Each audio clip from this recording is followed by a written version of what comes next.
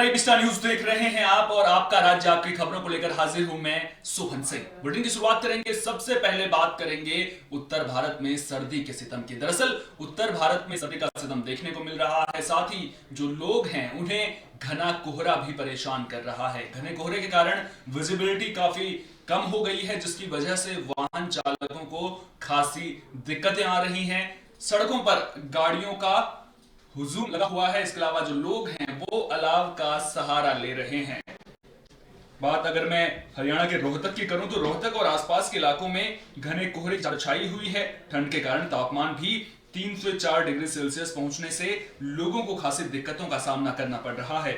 लगातार कई दिनों से कोहरे और शीत हवाएं चलने से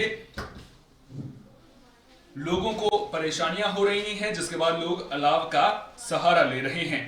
घने कोहरे के कारण सड़कों पर वाहन बहुत कम निकल रहे हैं। जो वाहन सड़कों पर दौड़ रहे हैं वो भी बिल्कुल रेंग कर चल रहे हैं। घने कोहरे के कारण विजिबिलिटी 0 के बराबर है। महज 4-5 मीटर की दूरी पर भी वाहन चालक नहीं देख पा रहे हैं। घने कोहरे के कारण गेहूं की फसल की पैदावार अच्छी होने की उम्मीद जताई जा रही है, क्योंकि कोहरा और पाला गेहूं की फसल के लिए अमृत के समान माना जाता है। वहीं लोग ठंड से बचने के लिए अलाव का सहारा ले रहे हैं। स्थानीय लोगों से जब ठंड को लेकर के बात की गई तो उन्होंने ठंड की वजह से हो रही परेशानियों के बारे में बताया।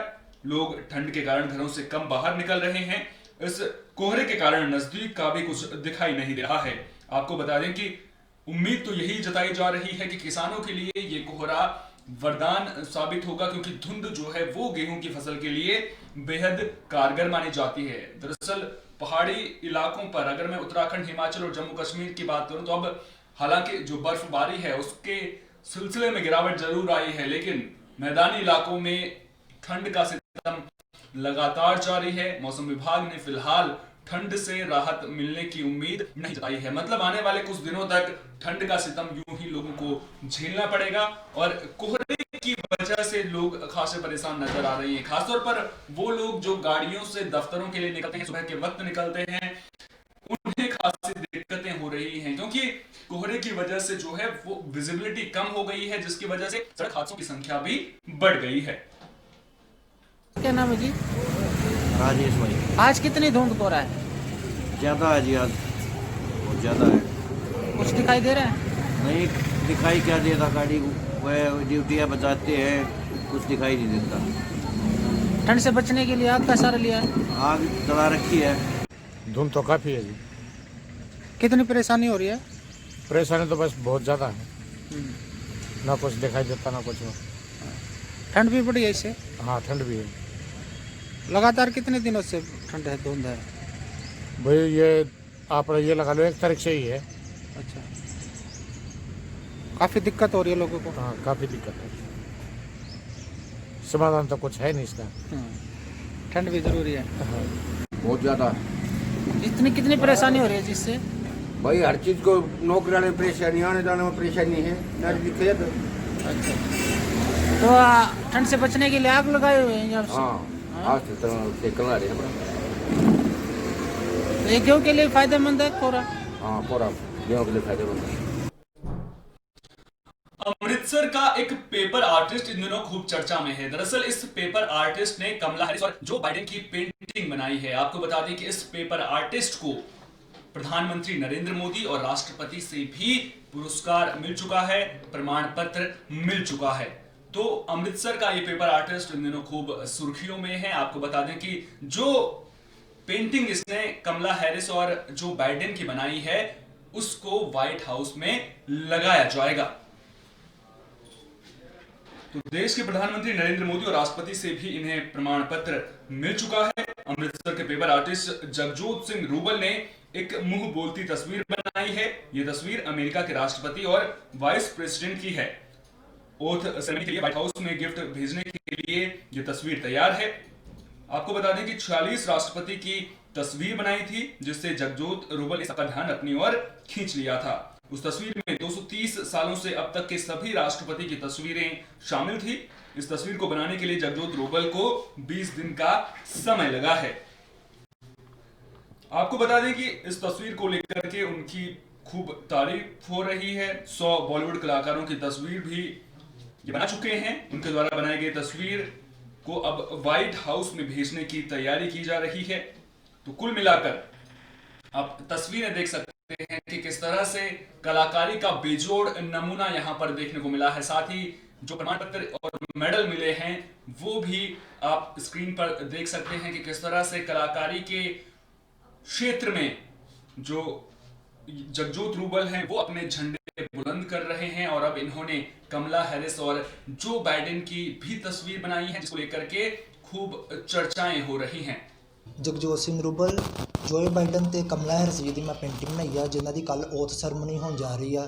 ਤੇ ਮੈਂ ਕੰਗ੍ਰੈਚੁਲੇਸ਼ਨਸ ਕਰਦਾ ਆਰਟਿਸਟ ਵੱਲੋਂ, ਕੰਗ੍ਰੈਚੁਲੇਸ਼ਨਸ ਕਰਦਾ ਪੂਰੇ ਭਾਰਤ ਵੱਲੋਂ, ਕੰਗ੍ਰੈਚੁਲੇਸ਼ਨਸ ਕਰਦਾ। ਤੇ ਕਮਲਾ ਹੈਰਿਸ ਜੀ ਸਾਡੇ ਇੰਡੀਅਨ ਨਾਗਰਿਕ ਆ, ਤਾਮਿਲਨਾਡੂ ਦੇ, ਜਿਹੜੇ ਕਿ ਫਸਟ ਟਾਈਮ ਯੂਐਸ ਦੇ ਵਾਈਸ ਪ੍ਰੈਜ਼ੀਡੈਂਟ ਬਣਨ ਜਾ ਰਹੇ ਨੇ, ਕਿ ਸਾਡੇ ਇੰਡੀਆ ਲਈ ਬਹੁਤ ਹੀ ਇੱਕ ਪ੍ਰਾਊਡ ਵਾਲੀ ਗੱਲ ਹੈਗੀ ਆ। ਤੇ ਇਹ ਦੋਨੋਂ ਪੇਂਟਿੰਗਸ ਮੈਂ ਵਾਈਟ ਹਾਊਸ ਦੇ ਵਿੱਚ ਸੈਂਡ ਕਰਨ ਜਾ ਰਿਹਾ। ਤੇ ਇਸ ਤੋਂ ਪਹਿਲਾਂ ਵੀ ਨਰਿੰਦਰ ਮੋਦੀ ਜੀ ਦਾ ਮੈਨੂੰ ਐਪਰੀਸ਼ੀਏਸ਼ਨ ਲੈਟਰ ਮਿਲ ਚੁੱਕਿਆ, 2 ਇੰਡੀਅਨ प्रेसिडेंट ਦੇ प्रशंसा पत्र मिल चुके।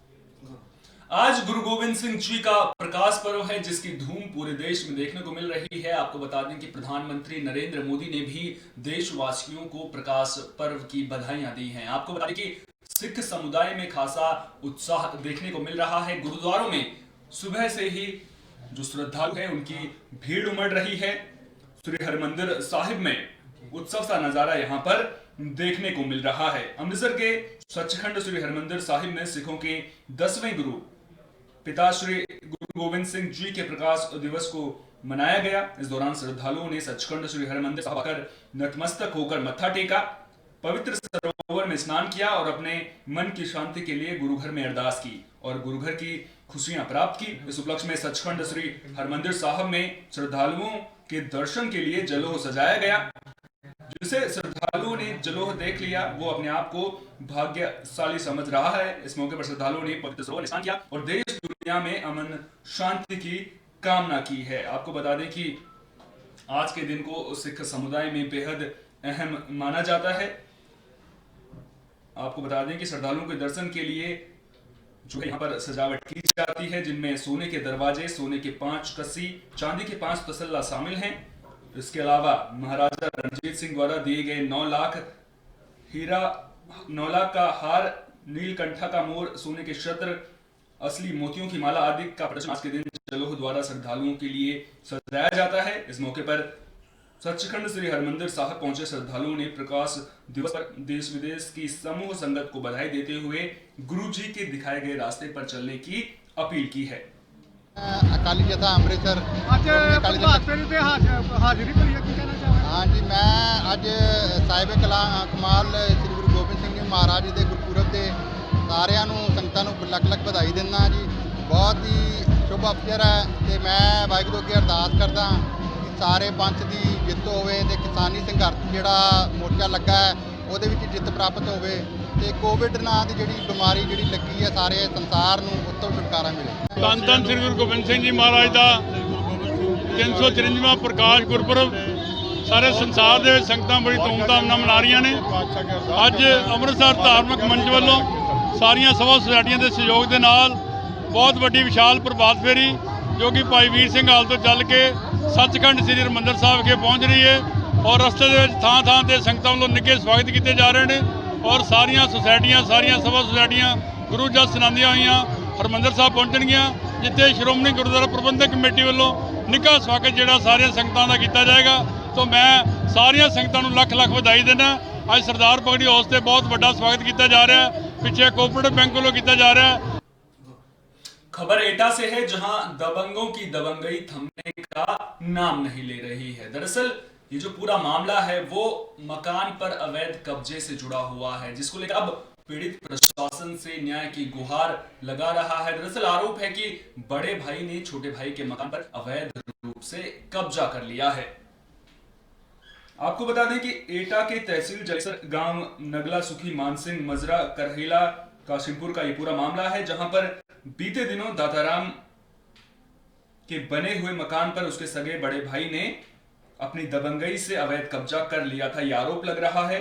और वहां पर अवैध कब्जा कर बने हुए मकान पर निर्माण करा दिया। जब इसकी सूचना गांव के ही कुछ लोगों ने दाताराम को फोन पर बताई तो उन्होंने अपने बड़े भाई ओम प्रकाश से बात की तो उसने अपने छोटे भाई दाताराम को गाली गलौज करने के साथ लड़ाई करने पर उतारू हो गया, साथ ही जान से मारने की धमकी भी दी, जिसके कारण पीड़ित भयभीत हो गया और अपने गांव न जाकर वो अपने मकान पर हुए कब्जे को मुक्त कराने के लिए उप जिलाधिकारी जलेसर से न्याय की गुहार लगाने पहुंच गया। आपको बताएं कि पीड़ित ने बताया है कि पिछले कई सालों से वो गांव छोड़कर आगरा में अपने बच्चों के साथ रहता है, जिससे वो अपने पैतृक गांव नगला सुखी मानसिंह में आना जाना कम रहता था, जिसके मौके का फायदा उठाकर उसके बड़े भाई ओम प्रकाश ने मकान पर कब्जा कर लिया। उसने बताया कि आज मैं अपनी पत्नी के साथ न्याय पाने के लिए अधिकारियों की शरण में आया हूं। तो अवैध कब्जे से जुड़ा ये पूरा मामला सामने आया है, जहां आरोप लग रहा है कि बड़े भाई ने छोटे भाई की जो मकान है उस पर कब्जा कर लिया है। अब पीड़ित ने न्याय की गुहार लगाई है। देखना दिलचस्प होगा कि प्रशासन इस पूरे मामले पर क्या कुछ कार्रवाई करता है। ये भाई ने मकान पर अवैध कब्जा कर लिया है, इसलिए आए हुए हैं। आपके गांव का मेरा गांव नगला सुखी मानसिंह, मजरा करेला कासिमपुर। अच्छा, जिसने कब्जा किया हुआ है क्या नाम है उनका? ओम प्रकाश। आपके भाई हैं? हाँ, मुझसे बड़ा है। तो मकान पे कब्जा किया है, पूरी संपत्ति पे? नहीं, मकान पे कब्जा किया है। पूरा मामला बताएं क्या है? पूरे मकान पर उसने मकान के ऊपर मकान बना दिया है मेरे पे। अच्छा, आपके हिस्से का मकान पे? हाँ, मकान का निर्माण करा दिया है। हाँ। बदायूं से एक हादसे की खबर सामने आ रही है। दरअसल एक बच्ची खेल में खंभे पर चढ़ गई और करंट की चपेट में आने से इस बच्ची की मौत हो गई। इस घटना के बाद परिजनों में कोहराम मच गया है। आपको बता दें कि विद्युत विभाग की कार्यशैली को लेकर के भी लोग सवाल खड़े कर रहे हैं, लेकिन आप तस्वीरें देख सकते हैं कि किस तरह से पहले एक बच्ची जो है इसी खंभे पर चढ़ गई थी, उसके बाद उसे वहां से नीचे उतारा गया है। तो खेल में खंभे पर एक बच्ची चढ़ गई थी, जिसकी करंट की चपेट में आने से मौत हो गई। 11 साल इस बच्ची की उम्र बताई जा रही है। सूरतगंज से जा रही 33 kV विद्युत लाइन की चपेट में यह बच्ची आ गई थी, जिसके बाद पुलिस ने विद्युत सप्लाई बंद कराकर शव को उतारा। दरअसल खेलते खेलते गांव से खेतों की तरफ कुछ बच्चे आ गए थे। ये पूरा मामला सहसवान कोतवाली क्षेत्र के बडेरिया गांव का बताया जा रहा है, जहां पर एक बच्ची खेल में एक खंभे पर चढ़ गई, जिसके बाद इस बच्ची की करंट की चपेट में आने से मौत हो गई है।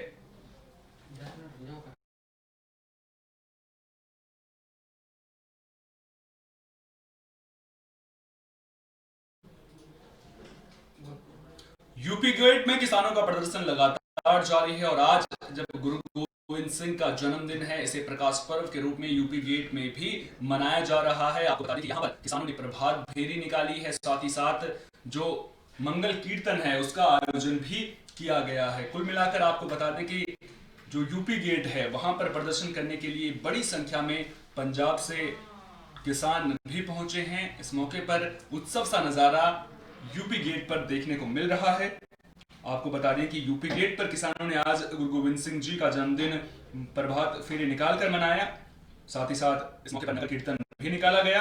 साथ ही साथ तलवार और बालों के साथ सिख समुदाय के लोगों ने करतब भी दिखाए। तो वहीं नगर कीर्तन का यूपी गेट पर किसानों के अलग अलग प्रांतों में फूल मालाओं से स्वागत किया गया और सभी लोग सैकड़ों की तादाद में नगर कीर्तन में शामिल हुए।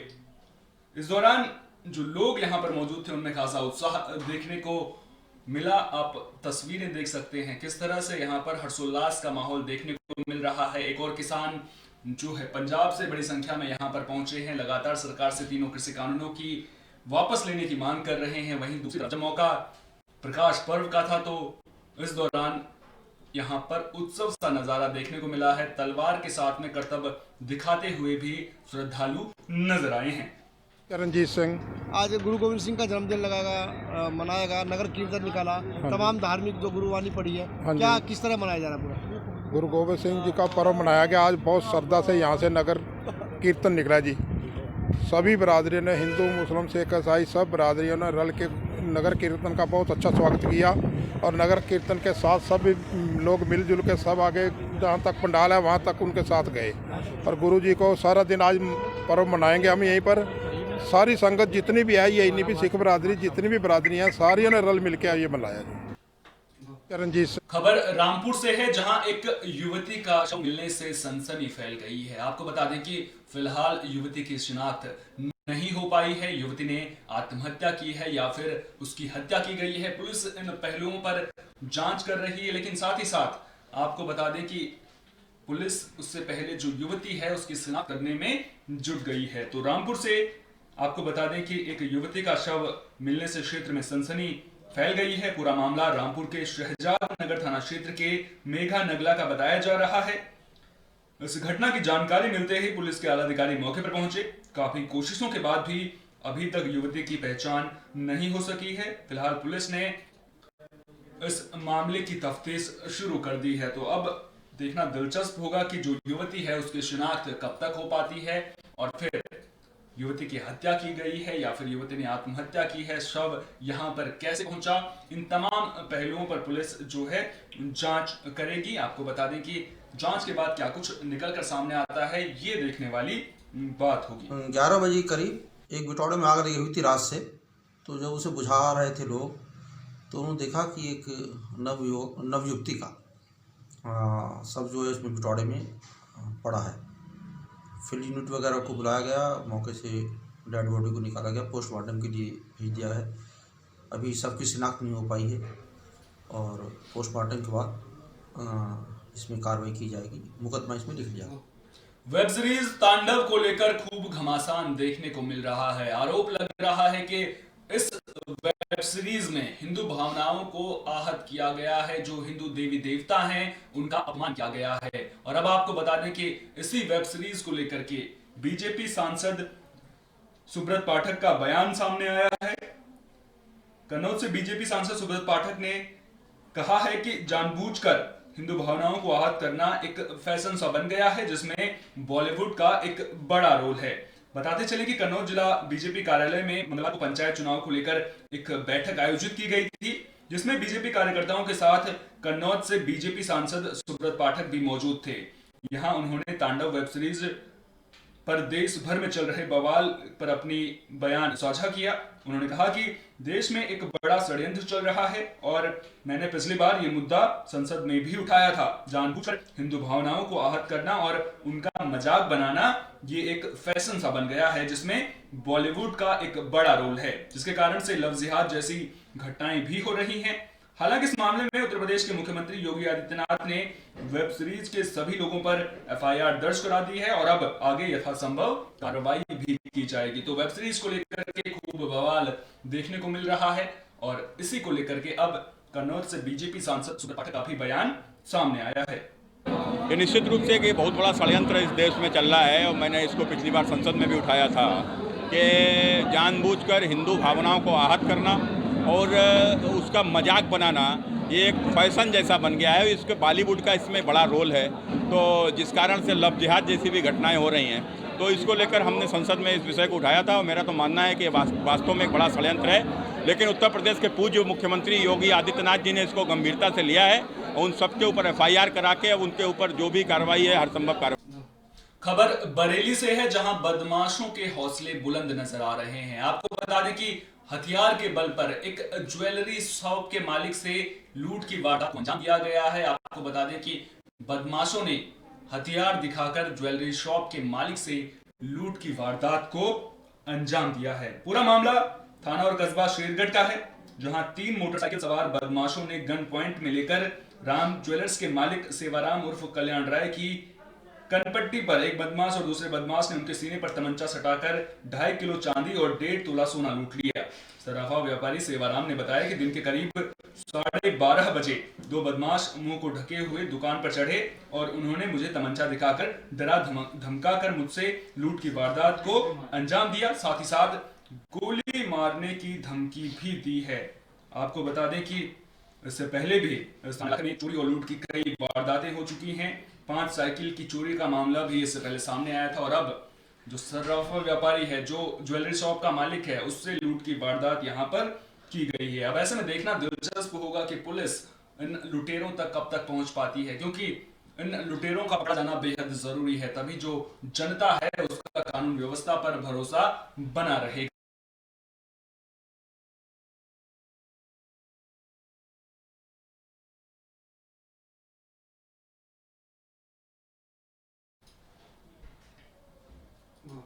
खबर सोनभद्र से है, जहां खदान क्षेत्र में हादसे की खबर सामने आई है। आपको बता दें कि इससे पहले भी कई बार खदान क्षेत्रों में हादसे के मामले सामने आ चुके हैं। करीब 400 फीट गहरे खदान में हादसा हुआ है, जहां पर 2 लोग अचानक से नीचे गिर गए थे। तो एक बार फिर खदान क्षेत्र में हादसा हुआ है। आपको बता दें कि 400 फीट गहरी खदान में यह हादसा हुआ है।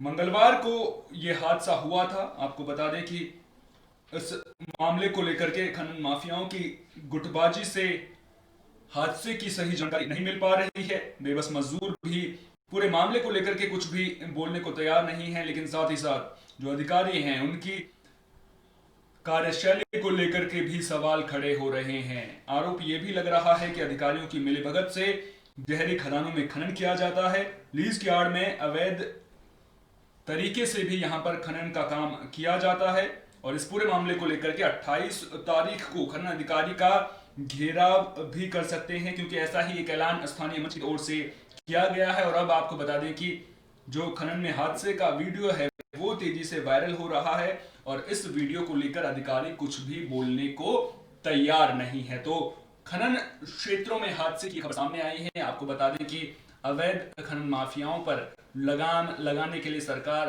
लगातार प्रतिबद्ध नजर आ रही है, लेकिन जब अधिकारी ही मामले को लेकर के लापरवाही बरतेंगे तो फिर सवाल उठने लाजमी हैं और सवाल तब तक उठते रहेंगे जब तक इस तरह की घटनाएं सामने आती रहेंगी। कभी अवैध बालू लदे ट्रैक्टर ट्रॉली के नीचे आने से किसी की मौत की खबरें सामने आती हैं और अब जो है 400 फीट गहरी खदान में हादसे की ये खबर सामने आ रही है। आपका राज्य आपकी खबरों में फिलहाल के लिए इतना ही। देश और दुनिया की तमाम अहम खबरों के लिए आप देखते रहिए विस्टा न्यूज। मुझे दीजिए